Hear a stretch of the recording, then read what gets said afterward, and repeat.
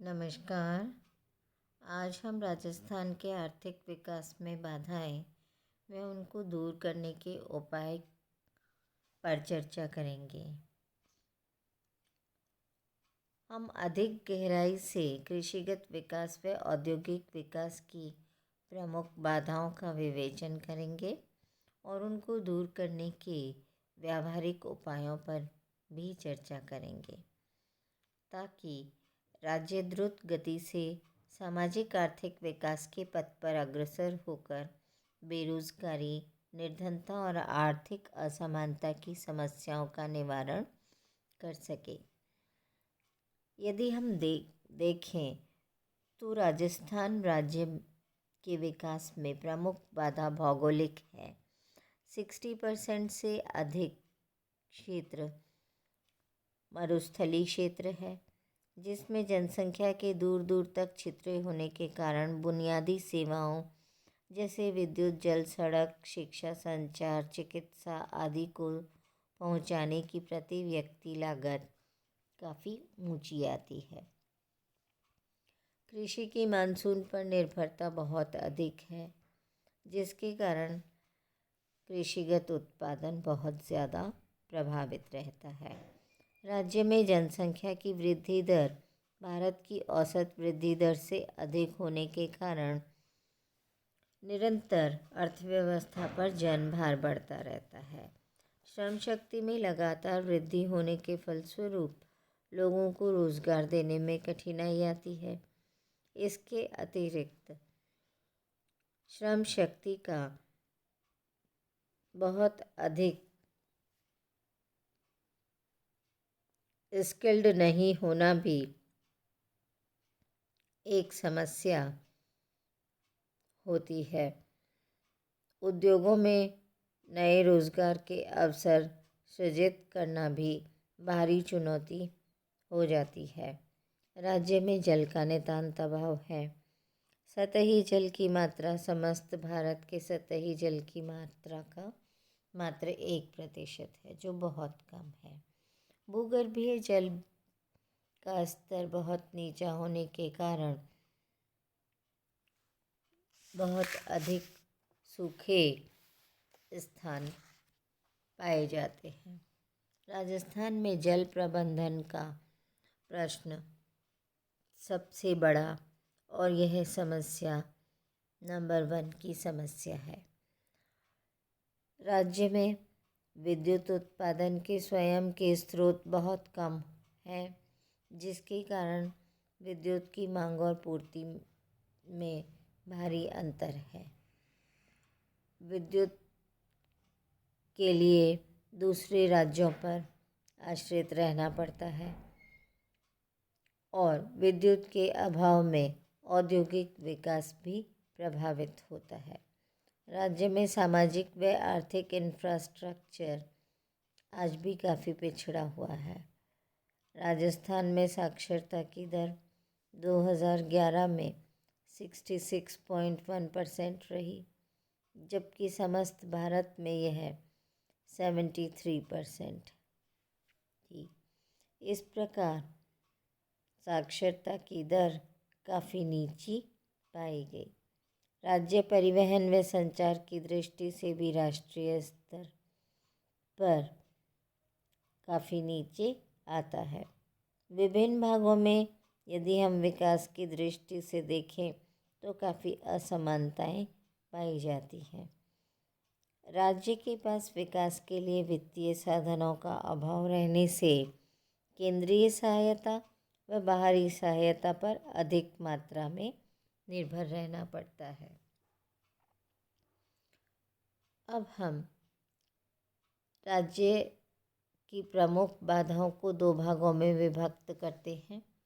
सबसे पहले हम कृषिगत विकास की बाधाओं और उनको दूर करने के उपायों पर चर्चा करते हैं।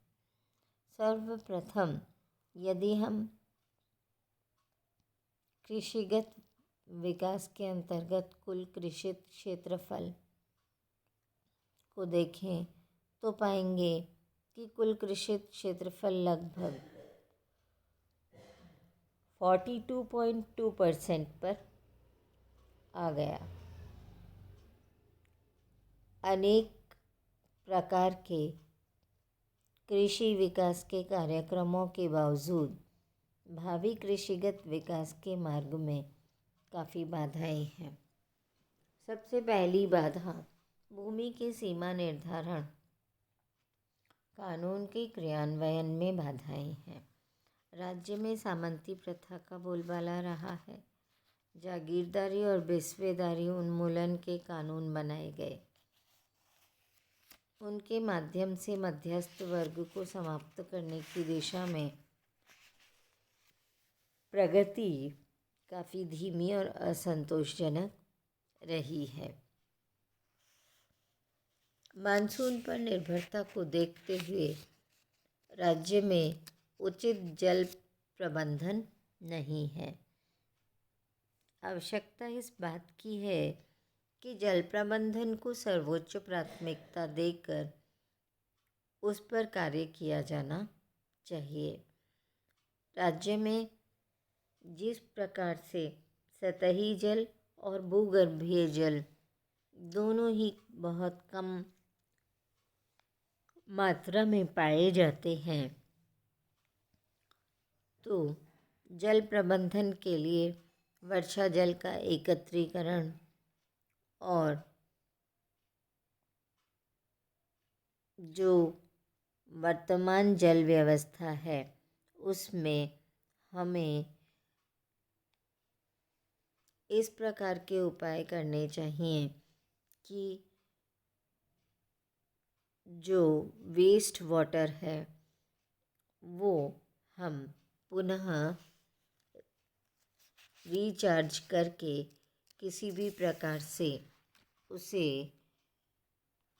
प्रयोग में लाने लायक बना सके। सूखी खेती के लिए जल ग्रहण विकास कार्यक्रम के माध्यम से वर्षा के जल को रोकने की व्यवस्था करनी होगी ताकि नमी संरक्षण संभव हो सके, जिससे पैदावार बढ़ेगी और ऐसी फसलों का चयन करना चाहिए जो जल्दी पककर तैयार हो सके। सिंचाई हेतु पक्की नालियाँ बनाई जा सकती हैं जिन में पाइप्स डालने के लिए किसानों को अनुदान देकर इस प्रकार की व्यवस्थाएं लागू की जा सकती हैं, जिससे जल की बर्बादी रोक सके। फव्वारा सिंचाई योजना के माध्यम से जल को काफ़ी मात्रा में बचाया जा सकता है। बूंद बूंद सिंचाई पद्धति और सामुदायिक नलकूप योजना, ये सभी इस प्रकार की योजनाएं हैं जिनके द्वारा जल को उचित प्रबंधन करके बचाया जा सकता है। फसलों के प्रारूप में परिवर्तन करके कम जल में होने वाली फसलों का अधिकाधिक क्षेत्र में बुवाई करके फसल के प्रारूप में परिवर्तन किया जा सकता है और ऐसा करके हम बहुत सारे जल को बचा सकते हैं। लवणीय मिट्टियों की जो समस्या है वह कई लाख हेक्टेयर के अंतर्गत भूमि इस प्रकार की समस्याओं का शिकार बनी हुई है। इस समस्या का समाधान करने से कृषिगत उत्पादन बढ़ सकता है। राज्य के उत्तर पश्चिमी भाग में कुओं की सिंचाई से लवणता की समस्या बढ़ी है। खारे पानी के कारण तथा मिट्टी के अपने लवणों के कारण यह समस्या फसलों के उत्पादन को कम कर देती है। बीकानेर जिले के लूणकरणसर और कोलायत क्षेत्रों में सैम वाटर लॉगिंग जो लवणता को उत्पन्न करती है, खार की समस्या ने उग्र रूप धारण कर लिया है। इस प्रकार लवण युक्त मिट्टियों की समस्या का समाधान करने के लिए फसलों का एक विशेष प्रकार का ढांचा तैयार किया जाना चाहिए। उन स्थानों पर हरी खाद देने, भूमि की लवणता व क्षारीयता को ध्यान में रखकर ही उर्वरकों का प्रयोग करना चाहिए। लवण युक्त सिंचाई के पानी में सुधार करना चाहिए। मिट्टी की आवश्यकता के अनुसार जिप्सम का उपयोग किया जाना चाहिए। कृषि उन्नत इनपुटों जैसे अधिक खाद, अधिक उपज देने वाले बीज, उर्वरक, खाद, पौध संरक्षण के लिए कीटनाशक दवाएं व आवश्यक औजारों के अभाव की पूर्ति करना शामिल है। कृषिगत उत्पादन व कृषिगत इनपुटों की सप्लाई से सीधा संबंध होता है। इसलिए कृषकों को पैदावार बढ़ाने के लिए उन्नत व उत्तम किस्म के बीज पर्याप्त मात्रा में उपलब्ध किए जाने चाहिए। खाद्यान्नों की पैदावार बढ़ाने के लिए ऐसी फसलों के क्षेत्रफल को बढ़ाया जाए जिनसे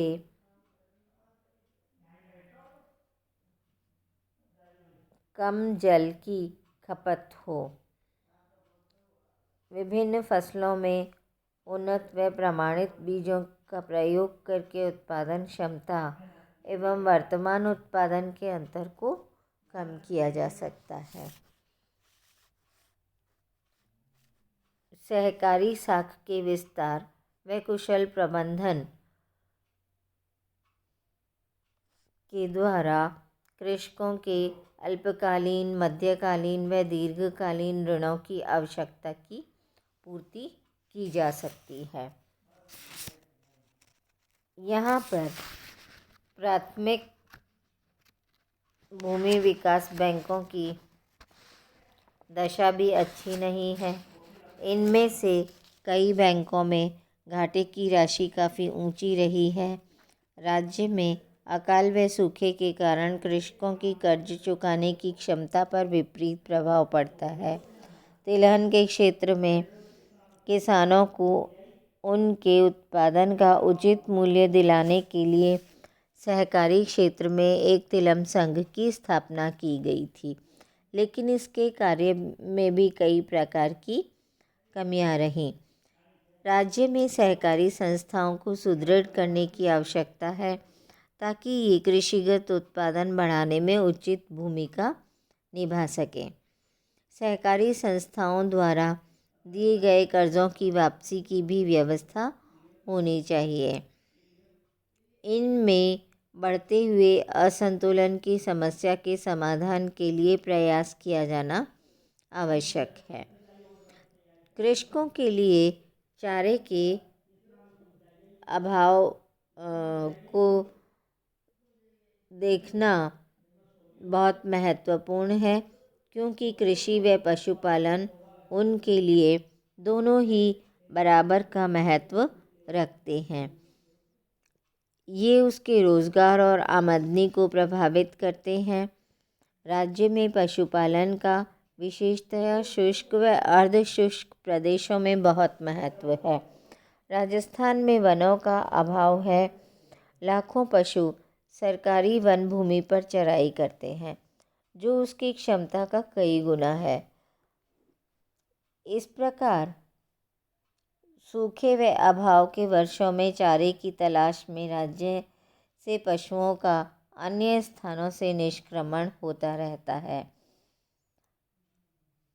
राज्य में पशुओं के लिए चारे की भी व्यवस्था उचित मात्रा में होनी चाहिए, ताकि अन्य राज्यों में यहाँ के पशुओं को जाने से जो नुकसान होता है वह नहीं हो सके। इसके लिए अन्य राज्यों से चारा लाकर पशुओं को खिलाना भी एक प्रकार का उपाय हो सकता है।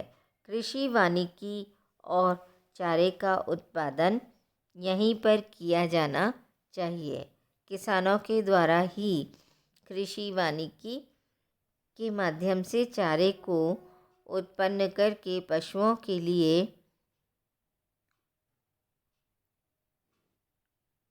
इसकी उपलब्धता बढ़ाई जा सकती है।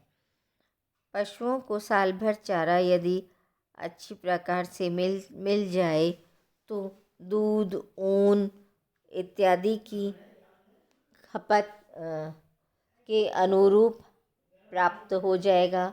इनके उत्पादन के बढ़ने से किसानों की आय में वृद्धि संभव हो सकेगी। उद्यान व फलोत्पादन का विकास करके भी इस प्रकार की समस्याओं से निपटा जा सकता है। कृषकों की आय में वृद्धि करने के लिए सब्जी, फूल, मसाले, पान की पैदावार भी बढ़ाई जा सकती है। अलग अलग स्थानों पर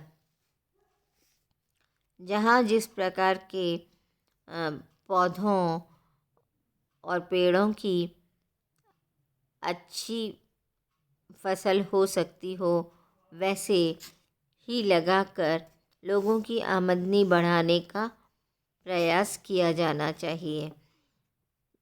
उदाहरण के लिए कोटा, बूंदी, चित्तौड़, उदयपुर जिलों में रेशम का उद्योग पनपाने के लिए शहतूत की खेती की जा सकती है। टसर योजना कोटा, उदयपुर व बांसवाड़ा जिलों में लागू की जा रही है, जिसके अंतर्गत अर्जुन पौधरोपण किया जाता है। इसके 4-5 वर्ष में विकसित होने पर कीट पाले जाते हैं और लोगों की आमदनी बढ़ाई जा सकती है। इस प्रकार कृषिगत विकास की बाधाओं को दूर किया जा सकता है। राज्य में नियोजित विकास के साथ साथ कृषिगत उत्पादन को बढ़ाने के प्रयास किए गए हैं और औद्योगिक विकास को भी बढ़ाने के प्रयास हो रहे हैं। किंतु राज्य में औद्योगिक विकास में भी अनेक बाधाएं हैं। औद्योगिक विकास की बाधाओं में सर्वप्रथम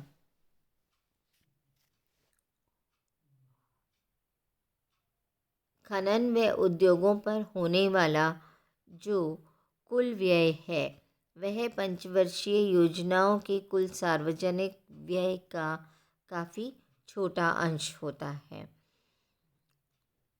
औद्योगिक विकास के लिए आवश्यक इंफ्रास्ट्रक्चर जैसे बिजली, परिवहन, संचार, जल आदि, ये सब की बहुत कमी पाई जाती है। राज्य का बहुत सारा हिस्सा ऐसा है जहाँ अभी तक रेल नहीं पहुँच सकी है, तो परिवहन के साधन जहाँ नहीं है, वहाँ औद्योगिक विकास की भी संभावनाएं कम हो जाती हैं। विद्युत के अभाव और उसकी सप्लाई की अनियमितता उद्योगों के लिए सबसे बड़ा खतरा होता है।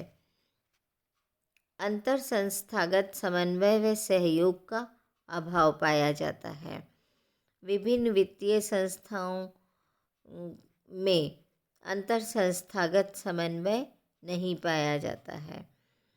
राज्य में औद्योगिक संस्कृति का नितांत अभाव है, क्योंकि यहाँ न तो उस प्रकार का इंफ्रास्ट्रक्चर मौजूद है कि उद्यमकर्ताओं को किसी प्रकार का कोई इंसेंटिव मिल सके, और न ही इस प्रकार का वातावरण है जो उद्यमियों को प्रेरित कर सके। क्योंकि राज्य में यदि कोई उद्यमकर्ता उद्योग चलाता भी है तो उसे उतना लाभ प्राप्त नहीं हो पाता। वह अनेक प्रकार की समस्याओं से घिरा रहता है। वर्तमान में राजस्थान में एकल खिड़की सेवा का दृष्टिकोण विकसित करके औद्योगिक संस्कृति की ओर प्रगति की जा रही है। गुजरात में औद्योगिक संस्कृति काफ़ी विकसित हो चुकी है, इसलिए वहाँ अनेक उद्यमकर्ता उपक्रम लगाने को लालायित रहते हैं।